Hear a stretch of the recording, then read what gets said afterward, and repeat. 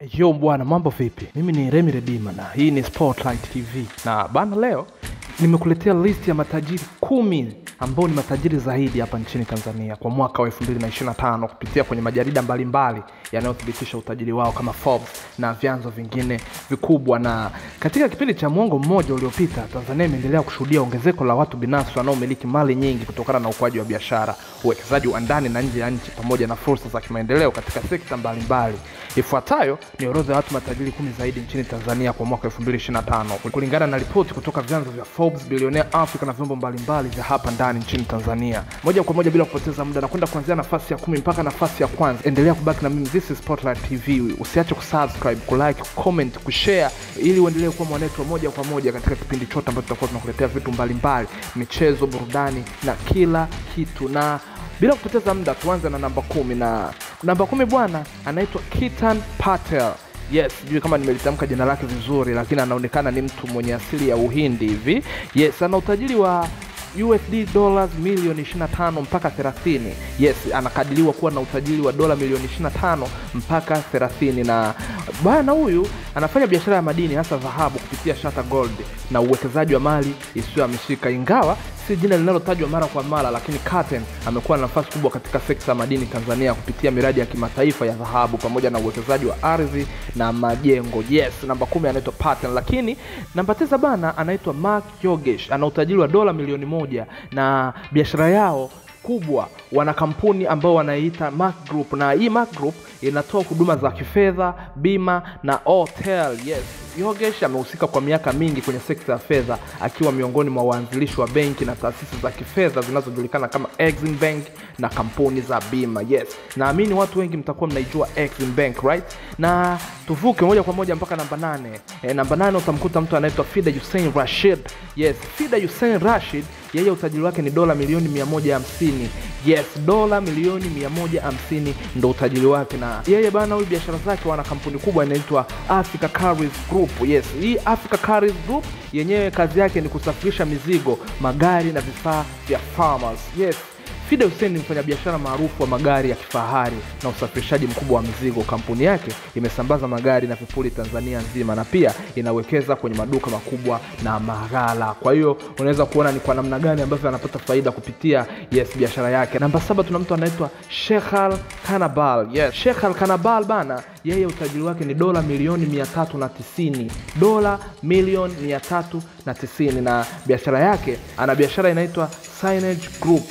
Yes, Signage Group ni kampuni ambayo kazi yake ni kumiliki viwanda vya magari, betri na usafirishaji. Kanabal ni mmoja wa Wahindi wa Tanzania waliowekeza kwenye vifaa vya teknolojia na vifaa vya magari. Kampuni yake ni mtoa huduma muhimu kwenye sekta ya usafirishaji na vifaa vya viwandani hapa nchini Tanzania. Lakini moja kwa moja namba 6 tunakwenda kwa kipenzi cha wana Yanga.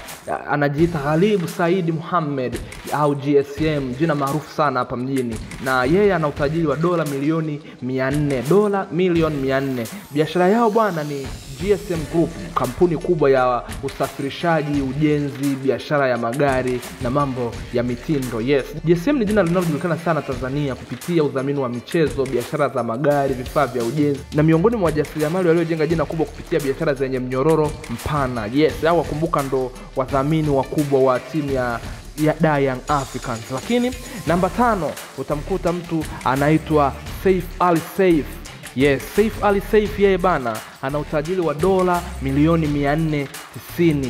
Na kazi yake kubwa yeye ni uzalishaji wa bidhaa za sukari, usafirishaji wa biashara mchanganyiko. Ingawa si maarufu sana kwenye vyombo vya habari, Saif Ali Saif ni mmoja wa wawekezaji wakubwa kwenye sekta ya kilimo na viwanda vya chakula, hasa maeneo ya Pwani na Morogoro. Yes, huyo namba 5 anaitwa Saif Ali Saif.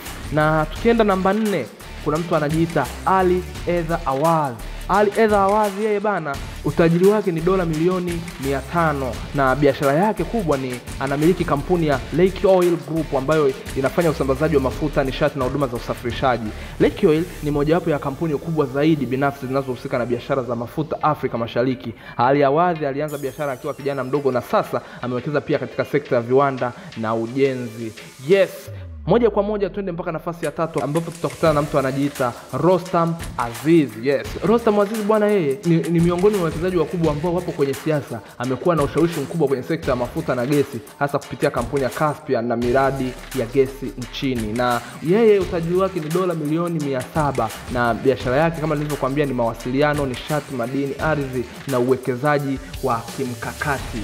On to number 2, tunakutana na mtu mwingine, ni mtu maarufu sana hapa Tanzania. Anamiliki viwanda zaidi hapa Tanzania, anamiliki vitu vingi tofauti, na watu wengi wanadautiji, je, huu utajiri unaotajwa huwa ni kweli au umepitiliza? Na mwingine anaitwa Said Salim Bakhresa. Said Salim yeye ana utajiri wa dola milioni 900, na biashara yake kubwa ni ana kampuni ambayo inaitwa Bakhresa Group, na kazi yao kubwa ni usindikaji wa vyakula, vinywaji, usafirishaji, hoteli na vyombo vya habari. Na Bakhresa ni jina linalohusishwa na bidhaa nyingi za vyakula kama unga wa ngano, juisi ya Azam na huduma za meli. Kampuni yake inaendesha shughuli pia katika nchi kama Msumbiji, Malawi, Zambia, Kenya na baadhi ya nchi nyingine nyingi hapa Afrika. Yes, na on the top namba 1, ambaye yeye sio tu tajiri namba 1 Tanzania, bali ni tajiri namba 1 Afrika Mashariki, na ndo tajiri pekee ambaye yupo kwenye level ya ubilionea hapa Afrika Mashariki, na mwingine ni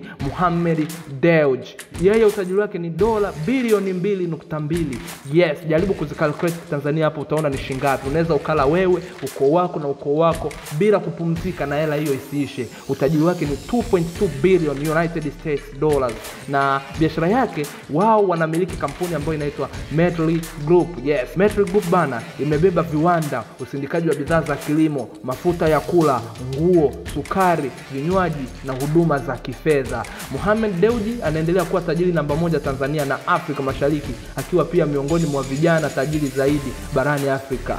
Kampuni yake Metri Group inaendesha shughuli zake katika zaidi ya nchi 10 barani Afrika. Na kukukumbusha tu, Mohamed Dewji ndo tajiri kijana namba 1 barani Afrika. Yaani kwa matajiri vijana yeye anashika nafasi ya kwanza, alafu kwa watu wote Afrika nzima yupo nafasi ya 12. Lakini ukija East Africa yeye ndo namba 1 na ndo bilionea pekee aliyetoka hapa East Africa. Yes, ulikuwa na mimi hapa Remy Redima, nimekuletea takwimu kubwa kama hizo, na usiache kusubscribe, like, comment na kushare ili uendelee kuwa miongoni mwa wale ambao watakuwa wanapata info za uhakika. Na chanzo cha habari hizi ni Billionaires Africa, Forbes, The Citizen Tanzania, IPP Media, nyosegasand.com. Tajiri Tanzania unaendelea kuongezeka, hasa kwa wale waliowekeza katika sekta zenye mchango mkubwa kama nishati, viwanda na kilimo, ingawa kuna changamoto ya upatikanaji wa takwimu sahihi kutokana na kutokuwepo kwa uwazi mkubwa wa kifedha. Watu hao wameweza kujitokeza kama mfano wa mafanikio ya kiuchumi ndani ya taifa.